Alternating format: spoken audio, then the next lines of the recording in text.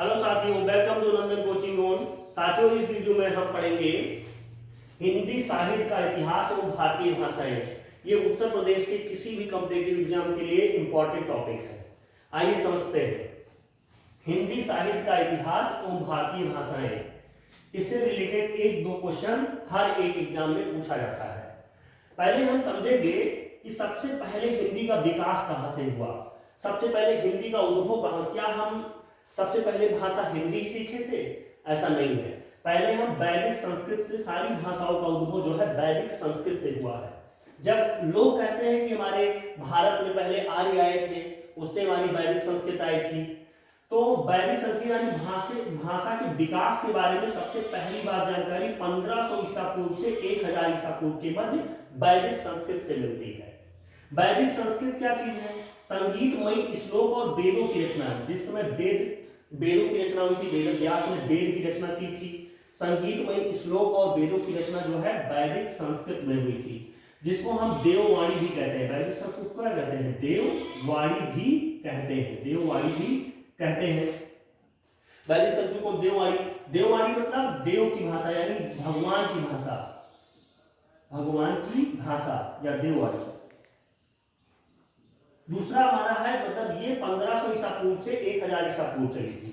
प्राचीन भारतीय आर्य भाषाएं। प्राचीन भारतीय आर्य भाषाएं ये हमारा टॉपिक था। पहला टॉपिक हमारा प्राचीन भारतीय आर्य भाषा और भाषा परिवार था, जिसमें हमने वैदिक संस्कृत पढ़ लिया। वैदिक संस्कृत में ही वेदों की रचना हुई और बहुत सारे संस्कृत ग्रंथों की रचना हुई। आगे हम उसको भी समझेंगे। यानी हम वैदिक संस्कृत को देववाणी भी कहते हैं। अब हमारा हो गया दूसरा 1000। पहले यहाँ 1500 ईसा पूर्व से 1000 ईसा पूर्व, दूसरा फिर 1000 ईसा पूर्व से 500 ईसा पूर्व। 1000 ईसा पूर्व से 500 ईसा पूर्व लौकिक संस्कृत आई। लौकिक संस्कृत क्या है?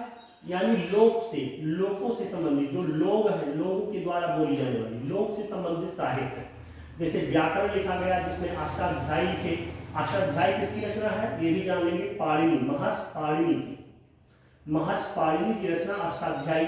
ये टोटल लौकिक संस्कृत में लिखी गई, शुद्ध संस्कृत लौकिक संस्कृत में लिखी गई अष्टाध्यायी पाणिनि की व्याकरण की पुस्तक है, जिसमें संस्कृत व्याकरण के बारे में जानकारी है।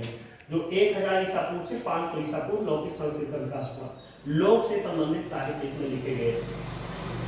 अब हम समझते हैं कि वैदिक संस्कृत में लिखे गए ग्रंथ। पहले हमने आपको बताया ना कि सबसे पहले भाषा का विकास वैदिक संस्कृत से हुआ, तो वैदिक संस्कृत में लिखे गए ग्रंथ कौन कौन से मौजूद थे उस समय ये जानेंगे। संगीतमयी हमने बताया कि संगीतमयी, इसमें कथाएं लिखी गई। वैदिक साहित्य लिखे गए, वेद लिखे गए, ब्राह्मण उपनिषद लिखे गए, उपनिषद और आरण्यक। ये आप जानते हैं उपनिषद हैं, वेद हैं, ऋग्वेद, यजुर्वेद, ये सब सामवेद, ये सब वैदिक संस्कृत में लिखे गए। वैदिक संस्कृत से संबंधित रचनाएं भी मैंने अभी इसमें आपको बताया था, देववाणी और भगवान की भाषा। अभी हम आगे इसको भी देखते हैं। अब आते हैं लौकिक संस्कृत में लिखे गए ग्रंथ। लौकिक संस्कृत में लिखे गए ग्रंथ, लौकिक मतलब लोक से संबंधित साहित्य। लोकधन एक लौकिक मतलब जिसमें हमने महर्षि पाणिनि भी बताया था, लोक से संबंधित साहित्य। पाणिनि ने अपनी पुस्तक अष्टाध्यायी में लौकिक संस्कृत में नियमबद्ध किया। लौकिक संस्कृत में नियमबद्ध किया, हमने आपको पहले ही बता दिया है।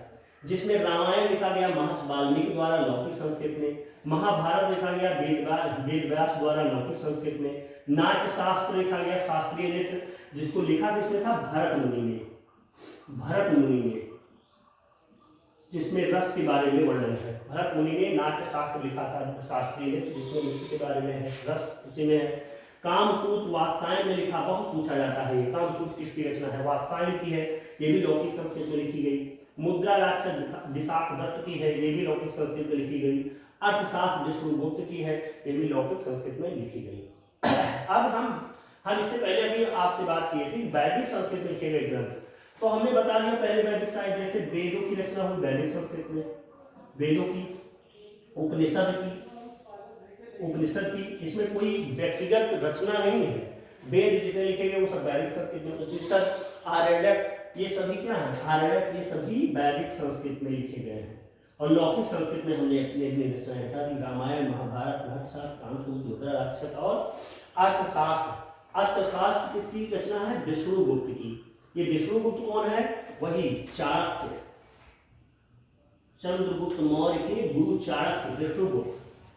आगे देख लेते हैं काव्य दर्शन। काव्य दर्शन किसकी रचना है? दंडी, महर्षि दंडी की। ये भी बहुत अच्छी पुस्तक है। रस मीमांसा राजशेखर की। और वन्यालेख, वन्यालेख आनंद वर्धन की रचना है। आई होप आपको समझ में आ रहा होगा। अब हम देखते हैं मध्यकालीन आर्य भाषा।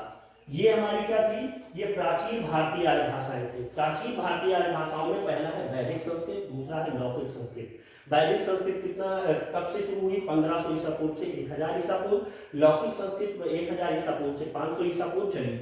ये आप समझ गए होंगे। अब आते हैं मध्यकालीन आर्य भाषाएं। मध्यकालीन आर्य भाषा कहां से शुरू हुई?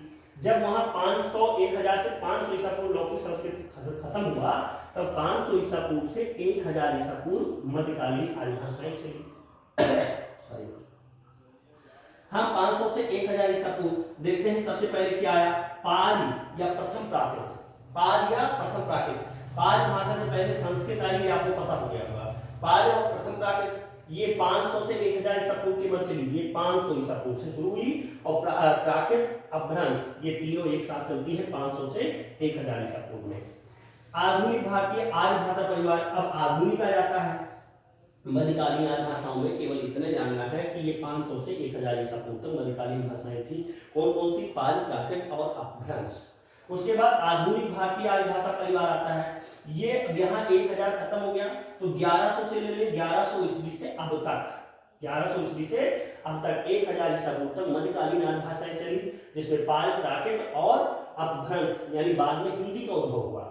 फिर आधुनिक भारतीय आर्य भाषा परिवार आया, 1100 ईस्वी से अब तक चल रही है, जिसमें पुरानी हिंदी 1100 से 1400 ईस्वी, मध्यकालीन हिंदी 1400 से 1850 ईस्वी, और आधुनिक हिंदी जो अब हम लोग पढ़ रहे हैं 1850 से अब तक चल रही है। ध्यान से फिर से समझते एक बार। आधुनिक भारतीय आर्य भाषा परिवार 1100 ईस्वी से अब तक, जिसमें पुरानी हिंदी का अलग समय था, मध्यकालीन हिंदी अलग था, और आधुनिक हिंदी जो अब यूज कर रहे हैं हम लोग 1850 ईस्वी से अब तक, जिसको हम कहते हैं खड़ी बोली। ठीक, इसको हम खड़ी बोली भी कहते हैं। आजकल खड़ी बोली का ही प्रचलन है।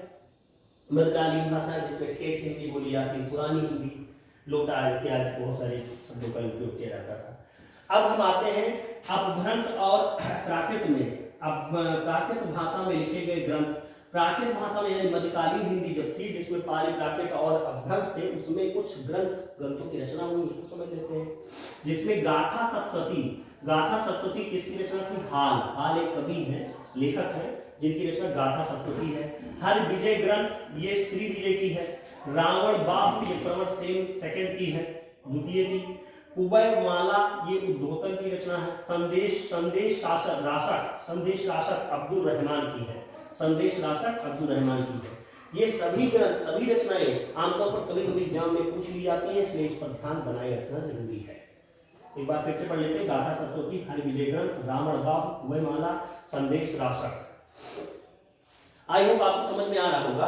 अब आगे हम देख लेते हैं उत्तर प्रदेश में बोली जाने वाली बोलियों के बारे में जान लेते हैं कि उत्तर प्रदेश में कौन कौन सी बोलियां आमतौर पर बोली जाती हैं। तो कन्नौज में कन्नौजी भाषा, कन्नौज में बोली जाती है। कन्नौज में कन्नौजी भाषा, कन्नौज में, जिसको हम कानीकुब्ज भी कहते हैं। कानीकुब्ज ब्राह्मण यही पाए जाते हैं ज्यादातर।